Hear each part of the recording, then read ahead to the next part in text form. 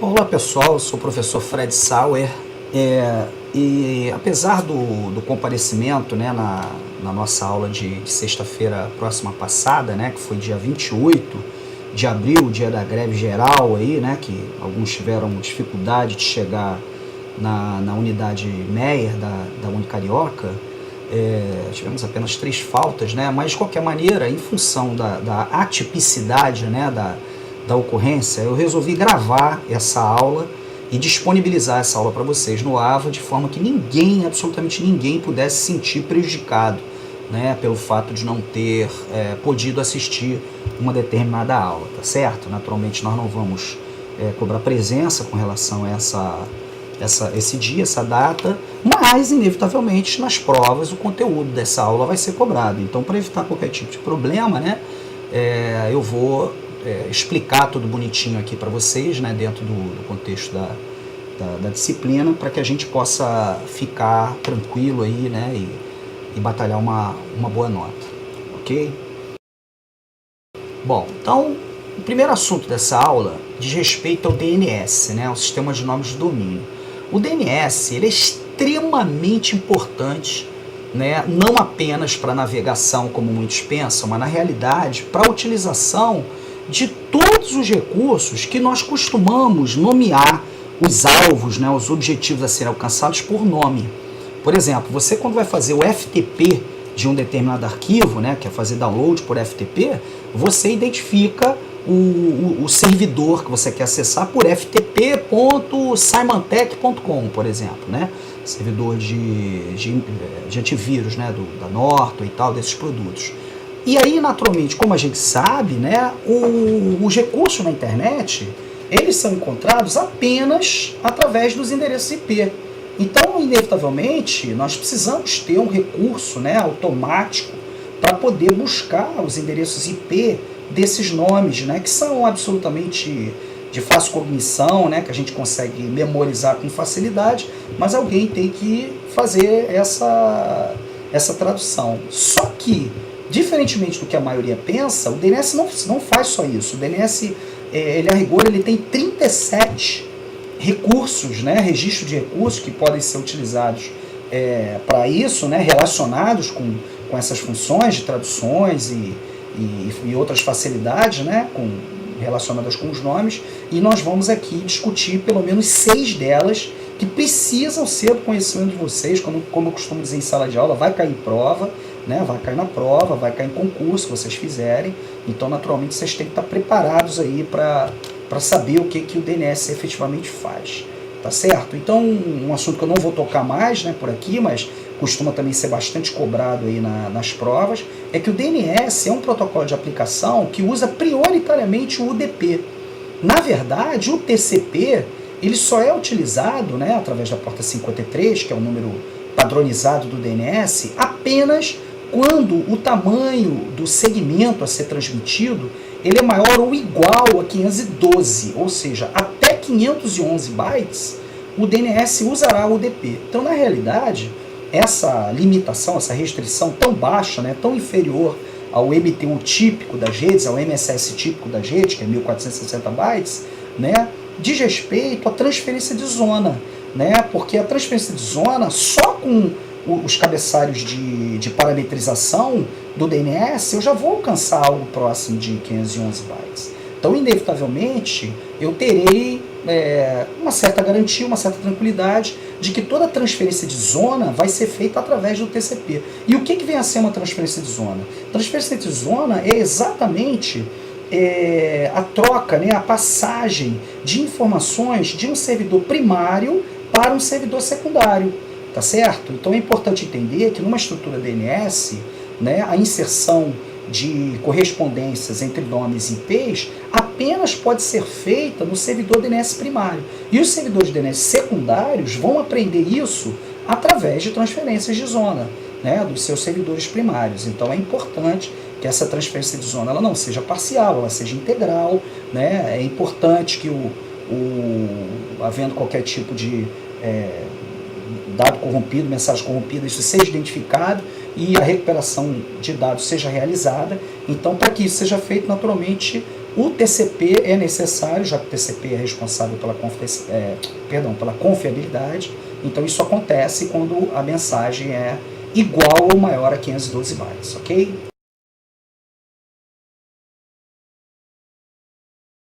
Bom, então, antes de mais nada, vamos entender a estrutura do DNS. Então, a estrutura do DNS, ela começa, né, com um raiz, que é um pontinho único que está lá em cima, né, da nossa estrutura, está lá bem visível lá no ponto, tá certo? E embaixo, imediatamente abaixo dela, nós temos os domínios raiz, né? Então, o que são domínios raiz? São aqueles domínios que você não pode registrar, claro. São domínios que apenas o órgão responsável por isso, que é o ICANN, né, lá vinculado à Internet Board e tudo mais, pode criar, né? No próximo slide eu vou mostrar que já existem muito mais do que esses, né? Mas aí só rapidamente, né, uma questão histórica, quando tudo começou, não existiam domínios raiz de países. Existiam apenas os .com, .org, .net, .edu, .gov, enfim. Só que a internet cresceu muito e muito rapidamente. Então, naturalmente, os Estados Unidos, né, para descentralizar e facilitar a administração disso, fez o quê? Resolveu criar domínios raiz com as abreviaturas dos países, com 2 letras apenas, né? Então nós temos o .br aqui no Brasil, nós temos o .s dos Estados Unidos, que aliás não é usado, não é culturalmente aceito pelos americanos. Os americanos, eles entendem que .com é um site americano, né? Você não precisa usar o .s para dizer que ele é americano. Isso é uma questão cultural, não há nenhum tipo de limitação. Qualquer cidadão de qualquer país pode registrar domínios em outro país, né? Afinal de contas, a estrutura de nomes ela é absolutamente democrática, né? Não há nenhum tipo de restrição, nenhum problema com relação a essa internacionalidade, né, dos domínios. O que há naturalmente são algumas restrições, como por exemplo, né, aqui no Brasil, o domínio .edu, ele apenas pode ser registrado por instituições de ensino superior, graduação. Você não pode registrar, por exemplo, uma escola de 2º grau com .edu. Da mesma maneira, o .gov para uma organização do governo, governamental. Então, você não consegue registrar nada .gov. Só quem registra .gov é o próprio governo, né? E por aí vai. Então, essa árvore, né, ela mostra que, na realidade, os domínios que nós registramos, eles estão na 3ª camada da estrutura DNS. Na primeira camada eu tenho a raiz, né, o ponto. Na 2ª camada eu tenho os domínios, né, domínios raiz, né, que a gente chama, e na 3ª camada nós temos os domínios registráveis. Como a gente está vendo aqui, o Cisco, que foi registrado dentro do .com, então cisco.com. Nós temos cisco.net também, tá certo? Isso aí não tem nenhum tipo de limitação. Aqui no caso, Washington, que é a Universidade de Washington, né, registrado em .edu, tem lá seus departamentos de Computer Science, de Engenharia, né, enfim. E abaixo disso, nós registramos máquinas, né, como por exemplo, Robots, né, que é uma máquina de Computer Science que está na Universidade de Washington. Só que, naturalmente, esse registro é feito localmente, sem a necessidade de você pagar nada por isso e nem a necessidade de fazer qualquer tipo de procedimento burocrático, administrativo. Basta simplesmente você cadastrar o nome da máquina dentro do seu arquivo de DNS.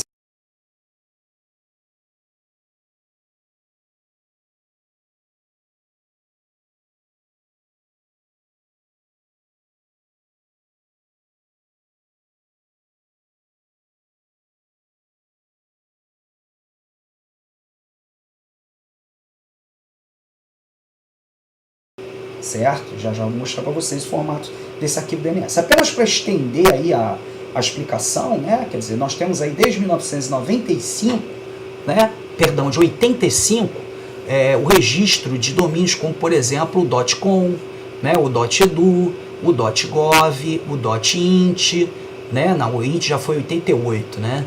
Enfim, e aí por aí vai, né? Você vai seguindo até chegar, por exemplo, a 2010, quando o domínio XXX, né, da indústria do sexo, foi criado para que material pornográfico, né, pudesse ser devidamente organizado, né, dentro da rede para facilitar aí a busca pelos seus adeptos, né, pelos seus interessados, enfim. Ok?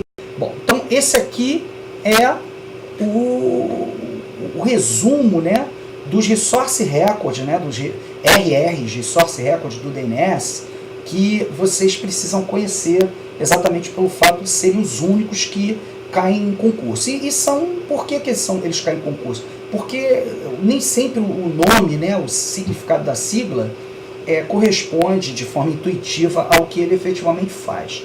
Né? Então vamos ver o que cada um faz aqui para ficar claro. O primeiro deles é o SOA, que significa Start of Authority. Né? O significado dele, a utilidade dele é exatamente parametrizar uma zona. Né? Eu vou explicar já o que é zona, o conceito de zona. É uma região administrada por um único servidor DNS. Então, tem uns parâmetros extremamente importantes, mas o mais importante deles, sem sombra de dúvida, é o TTL, é o Time to Live, que é o parâmetro que diz por quanto tempo uma determinada resolução ela deve permanecer em cache quando ela for obtida desse servidor DNS. Tá? Então, dependendo da volatilidade dos IPs, né, o tempo que os IPs ficam atrelados a um determinado domínio, né, esse TTL ele pode ser registrado com um número maior ou menor, esse número é em segundos, né, mas se você registra ele com um número muito pequeno, você vai ter um excesso de acessos ao servidor DNS, né, porque as caches vão expirar muito rapidamente. Por outro lado, se você bota um número muito grande, corre sempre o risco de você ter que trocar aquele IP por alguma razão e os clientes estarem com aquela resolução em cache e indicarem que o recurso está indisponível por um tempo eventualmente muito grande, né? Insuportável para o teu negócio. Então isso aqui tem que ser regulado com muita parcimônia, né? com muito equilíbrio. Os Resource Records A e AAAA fazem a mesma coisa, são os mais utilizados sem sombra de dúvida, tá? Porque o que eles fazem é indicar qual é o endereço IP do nome, né, correspondente ao nome. Então, se eu digito lá www.gta.frj.br, ele vai me retornar o Resource Record A de 146.164.69.2, que é o IP lá do servidor web da UFRJ. Tá certo? Se eu fizer a consulta pelo AAAA, ele vai retornar o endereço IPv6, que é um endereço de 128 bits, né, 4 vezes maior do que o endereço IPv4. Mas a função é rigorosamente a mesma. A única diferença é que enquanto o A retorna o endereço de 32 bits, o AAA retorna o endereço de 128 bits, respectivamente os endereços IPv4 e IPv6 da máquina onde está instalado o recurso. Ok? Bom, o Resource Record MX, como o nome já diz, é Mail Exchanger. Né? Então ele indica quais são os servidores de correio eletrônico responsáveis por aquele domínio, em ordem prioritária. Né? Vou mostrar para vocês na próxima página, no próximo slide, né? Um exemplo de arquivo DNS, arquivo de configuração DNS, onde eu tenho uma prioridade estabelecida entre as máquinas onde estão os meus recursos de correio eletrônico, tá certo? Não só o engenho, mas também as próprias mensagens de correio eletrônico. O NS é o Resource Record, que indica quais são as máquinas, mesma coisa do MX, tá? Não é necessariamente apenas um, não. Eu posso ter várias máquinas, né, respondendo pela administração de nomes de um determinado domínio e colocar elas fazendo um balanceamento de carga. Né? Basta que para isso eu use o indicador de prioridade, né? Como eu vou mostrar no próximo slide, vou explicar. O CNAME é um dos mais importantes. Porque o CNAME, que significa Canonical Name, nome canônico, na realidade, ele permite que você crie aliases, ou seja, apelidos, para uma máquina onde está instalado o teu recurso. Por exemplo, www.domínio, né, vamos lá, www.unicarioca.edu. Tá? Inevitavelmente, esse servidor SMTP, o servidor de correio eletrônico da Unicarioca, não está numa máquina chamada unicarioca.edu, tá certo? Tá numa outra máquina. A Unicarioca, até eu tenho mostrado essa sala de aula, tem o hábito de denominar suas máquinas com nomes de automóveis, né, com nomes de carros e tudo mais. Só que isso talvez não seja mnemônico, né, para quem não é de dentro da instituição, para quem não conhece a rotina. Por que uma máquina se chama Lamborghini e a outra se chama Fiat Uno, né? Enfim, é uma lógica que a gente não conhece. Então, o alias ele é muito bom para isso, porque você consegue atribuir um apelido que seja mais significativo em relação à função que aquele dispositivo realiza. Aí você me diz, professor, mas não bastava então botar esse nome www, SMTP ou e-mail na máquina? Ok, só que às vezes você quer botar vários recursos num único hardware. E aí você pode criar vários aliases diferentes para uma mesma máquina. Ok? Então eu posso ter uma única máquina, Lamborghini.unicarioca.edu, sendo responsável pela hospedagem do site web, sendo responsável pela hospedagem do correio eletrônico, sendo responsável pela hospedagem do serviço FTP e quantos mais eu quiser instalar dentro do meu ambiente. Perceberam a vantagem, a importância do nome canônico? Ok, o PTR. PTR também é importantíssimo, porque é o ponteiro para reverso. Então, na realidade, o PTR ele faz o inverso do A. Enquanto no A eu dou o nome e pergunto qual é o endereço IP, no PTR eu dou o endereço IP e eu pergunto qual é o nome correspondente. Então, para quê? Qual é a utilidade? Para que serve o PTR? Ele serve exatamente para evitar spam. Porque quando você recebe spam, normalmente esse spam, né, ele vem como origem de um lugar que você tem afinidade, de um lugar que você tem interesse em receber as mensagens, tá certo? E às vezes até coloca lá a marca dentro da tua regra de spam que aquele emissor é confiável e por isso você deseja receber todos os e-mails dele. Mas acontece que é muito fácil você falsificar a origem do e-mail. Então a utilização do ponteiro para reverso, na realidade, de aplicações, né, que consultem o ponteiro de reverso antes de aceitar a mensagem na caixa de correio, pode reduzir, pode evitar bastante a carga de spam da rede, ok? Esses outros três aqui de baixo não interessam, né? Então, somente esses 6 aqui, né? São 7, mas A e AA fazem a mesma coisa. Então, esses 6 aqui vocês precisam memorizar, precisam saber o que faz direitinho, vai cair na prova, vai cair em concurso, tá? Sempre que tem DNS em prova, o que eles cobram é Resource Record, ok?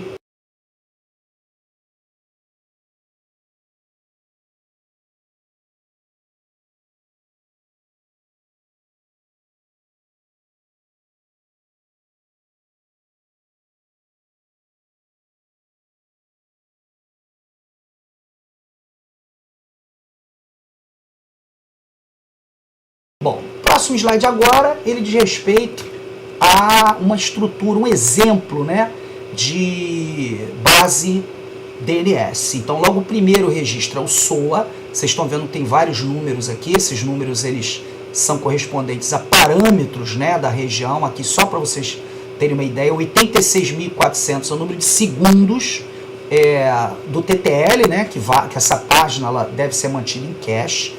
Né? Aqui o exemplo que eu dei para vocês, MX é o que? Mail Exchanger, né? Servidor de correio eletrônico. Então, a máquina Zephyr, né, que está no IP 130.37.20.10, como vocês podem ver aqui, tá certo? Ela é o servidor de correio eletrônico principal. A máquina Top também é uma máquina de correio eletrônico, também tem hospedado nela o serviço de correio eletrônico, mas ela é backup, é 2. Ele só entra em operação se a máquina 1 não responder, ela ficar, digamos, inoperante por algum tempo. Então a máquina 2, a máquina Top, ela assume o controle. Se eu botasse 1 aqui também, ou 2 aqui em Zephyr, tanto faz, basta que os dois números de prioridade sejam iguais, o que aconteceria seria um balanceamento de carga entre os dois feito pelo DNS, porque o DNS no momento responderia com o IP da máquina Zephyr, no outro momento da máquina Top. E aí você teria um balanceamento de carga entre eles. É claro que, naturalmente, na instalação do software de correio eletrônico, eu estaria configurando a manutenção, a verificação, sincronização de backup entre os dois servidores, tanto o que está em Zephyr quanto o que está em Top, né? Nesse exemplo aqui, o único servidor de correio de nomes é o Star, a máquina Star, o que é perigoso, não é interessante você manter isso em apenas uma máquina, mas aqui ele deixou em apenas uma máquina. Esse Resource Record também aceita o parâmetro de prioridade, também poderia ser feita aqui a identificação de servidores primários, secundários e tudo mais, enfim. Então aqui nós temos um pequeno e breve exemplo. Um outro importante, o CNAME, como eu disse a vocês, o que ele está dizendo? Ó, que www.cs.vu.nl está hospedado em quem? Em star.cs.vu.nl. Então eu dou transparência para o usuário externo que o nome da máquina onde está hospedado o recurso web www é a máquina Star. E o serviço FTP, por sua vez, está na máquina Zephyr. Tá certo? Então isso fica absolutamente transparente para o usuário final, né, que apenas vai enxergar os aliases, né, ftp.domínio e www.domínio, né, como recursos que são, digamos, tradicionalmente utilizados para representar, respectivamente, www, né, serviço web, e FTP, claro, servidor FTP. Ok?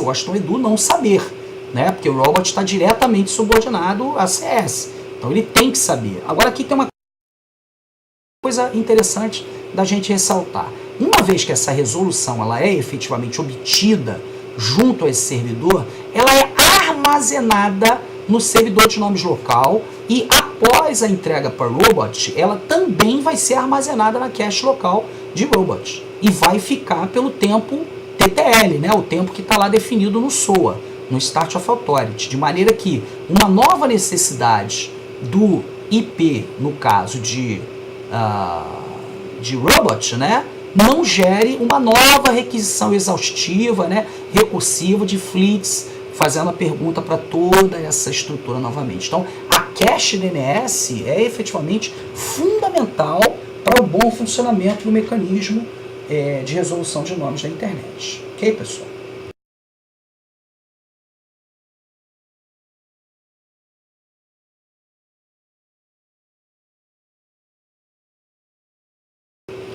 Bom, o próximo assunto agora é correio eletrônico.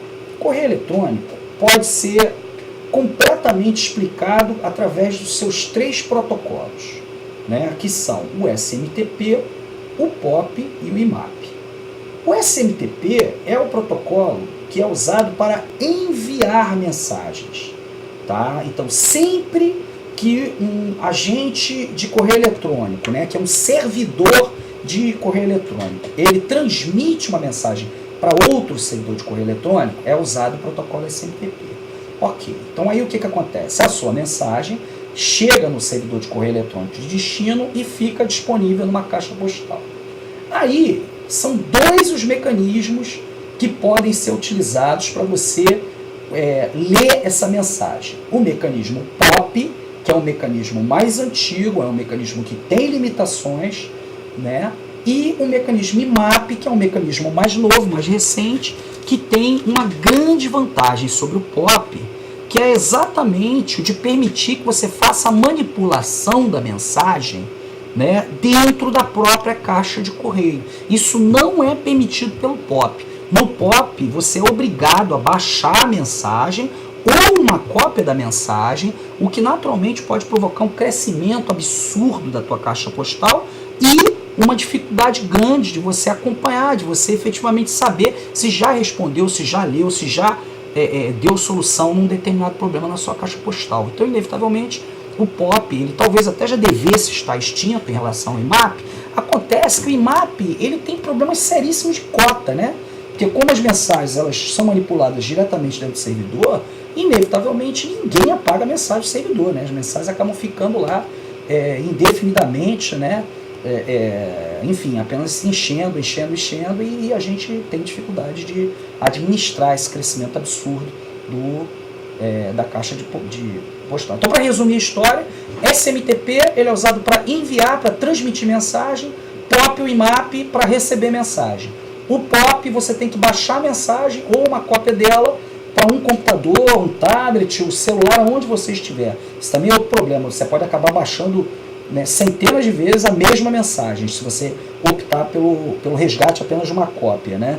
E no caso do IMAP, não. O IMAP a mensagem é manipulada no servidor, né? Mas aí você tem o problema do crescimento exagerado da tua caixa postal, ok? Nada disso tem a ver com webmail. Webmail é web, como o próprio nome já diz, tá certo? Então, no webmail que você está fazendo é um acesso HTTP a um servidor web que usa a sua credencial, né, o seu login, a sua senha, para poder acessar uma caixa, que pode ser POP ou IMAP, para poder transformar essa mensagem em uma página web que vai ser enviada para você. Então, isso aí já é outro assunto. Tá? Falando de correio eletrônico, né?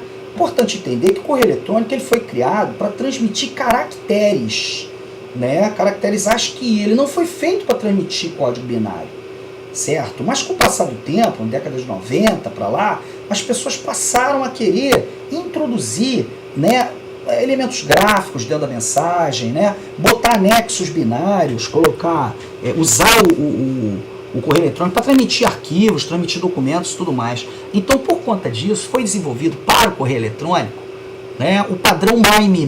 MIME, M-I-M-E, significa Multipurpose Internet Mail Extensions. Mail Extensions. Tá? Então, na realidade, como vocês podem ver aqui na coluna tipo, né, desse slide, eu tenho aqui vários tipos diferentes de formatos, né, diferentes de anexos, que podem ser acoplados a um determinado correio eletrônico. Isso é definido, né, no momento da criação do arquivo, tá certo? Esse teu arquivo, que pode ser um arquivo de vídeo JPEG, pode ser um áudio MP4, MPEG, pode ser uma imagem GIF ou JPEG, independentemente disso, ele vai ser transformado em caracteres, usando um algoritmo chamado base 64. Por que base 64? Porque você vai ter 26 letras maiúsculas, 26 letras minúsculas, números de 0 a 9 e 2 caracteres especiais, né? Caracteres de marcação de início e fim de arquivo. Então, inevitavelmente, início e fim de anexo, perdão. Então, inevitavelmente, né, o correio eletrônico, o e-mail, ele continua transmitindo apenas caracteres. Ele foi feito para caracteres e continua como caracteres. A única coisa que o MIME faz é instruir a aplicação de destino que, olha, você está vendo esses caracteres que estão aí? Na realidade, isso aí é um arquivo MP4.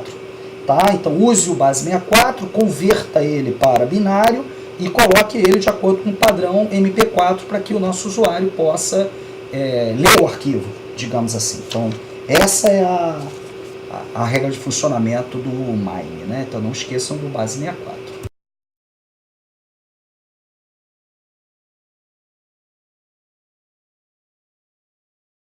Ok? Então, para resumir aí, conforme eu já tinha adiantado para vocês, né, apenas de forma oral, o POP3 ele apenas copia ou resgata as mensagens da mailbox para o computador onde você estiver. Então, você vai espalhando mensagem pelo mundo inteiro. Ele não permite que você manipule a mensagem no servidor. Ele usa a porta 110, só opera com TCP, né? Aliás, nem falei, o SMTP ele opera na porta 25, TCP, tá legal? Também só opera com TCP.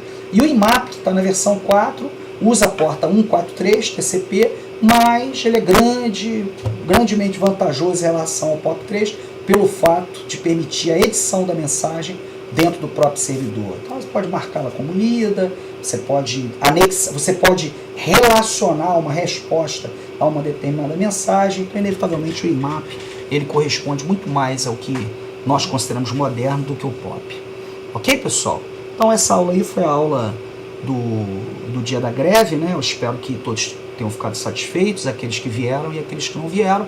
Os que não vieram perderam o Kahoot, né, apenas, mas a aula está aí disponível para vocês e eu estou aqui inteira à disposição de vocês para tirar qualquer tipo de dúvida. Ok, pessoal? Então, um grande abraço, até a próxima.